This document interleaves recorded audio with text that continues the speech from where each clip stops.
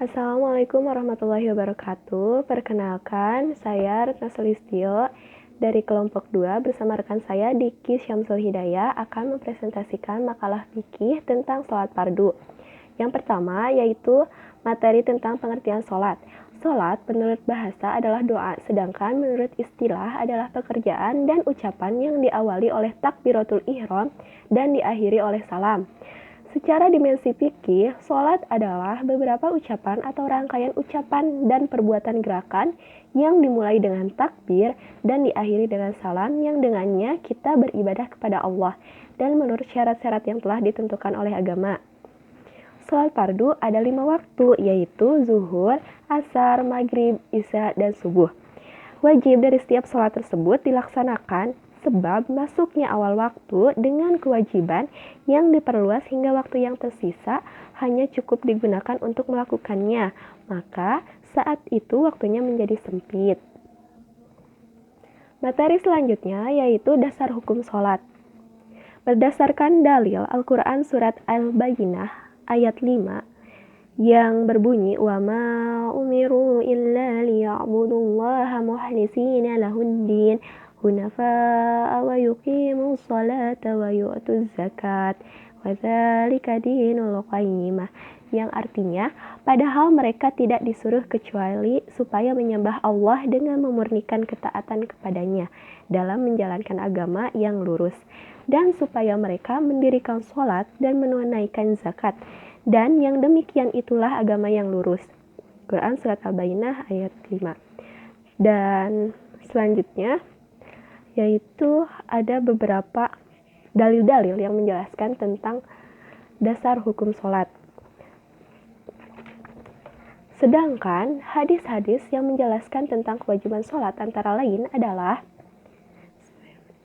Ana Abdillah ibni Umar qala Rasulullah sallallahu alaihi wasallam buniyal Islam ala khamsin syahadati an la ilaha illallah wa anna Muhammadar Rasulullah wa iqamis shalah wa ita'iz zakat wa hajjal baiti wa shaumi ramadan, rawahu Ahmad wa Bukhari wa Muslim fi Nailil Autar 1.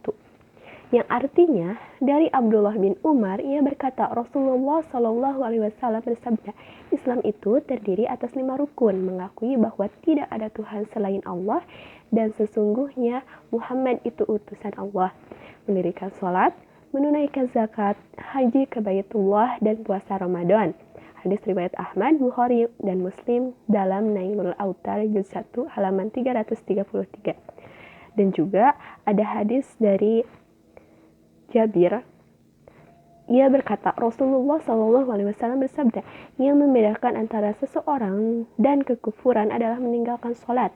Hadis riwayat jamaah kecuali Bukhari dan Nasai dalam Nailul Autar juz 1 halaman 340. Yang materi selanjutnya yaitu tata cara sholat Rasulullah Shallallahu Alaihi Wasallam. Yang pertama yaitu niat. Niat berarti menyengaja untuk sholat, menghambakan diri kepada Allah Ta'ala semata serta menguatkannya dalam hati. Nabi Shallallahu Alaihi Wasallam bersabda, semua amal tergantung pada niatnya dan setiap orang akan mendapat balasan sesuai dengan niatnya. Hadis riwayat Bukhari, Muslim, dan lain-lain. Niat tidak dilafazkan dan tidaklah disebutkan dari Nabi Shallallahu Alaihi Wasallam. Dan tidak pula dari salah seorang sahabatnya bahwa niat itu dilafazkan. Abu Dawud bertanya kepada Imam Ahmad, dia berkata, apakah orang sholat mengatakan sesuatu sebelum dia takbir? Imam Ahmad menjawab, tidak. Masail al-Imam Ahmad halaman 31 dan Majmu' al-Fatawa 28. Yang kedua yaitu berdiri. Rasulullah SAW mengerjakan sholat fardu atau sunnah berdiri karena memenuhi perintah Allah dalam Quran Surat Al-Baqarah ayat 238. Apabila bepergian, beliau melakukan sholat sunnah di atas kendaraannya. Beliau mengajarkan kepada umatnya agar melakukan sholat khauf dengan berjalan kaki atau berkendaraan. Yang ketiga yaitu menghadap kiblat atau Ka'bah. Yang keempat yaitu takbiratul ihram. Dan yang kelima yaitu mengangkat kedua tangan. Dan yang paling utama yaitu memandang tempat sujud. Nah, seringkali kita itu suka lupa gitu ya.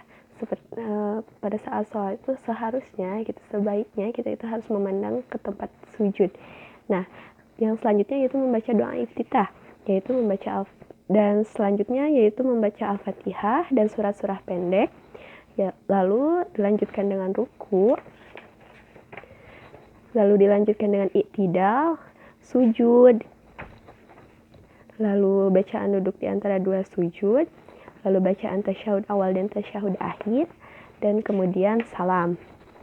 Mungkin sekian yang dapat saya sampaikan. Terima kasih atas perhatiannya. Wassalamualaikum warahmatullahi wabarakatuh.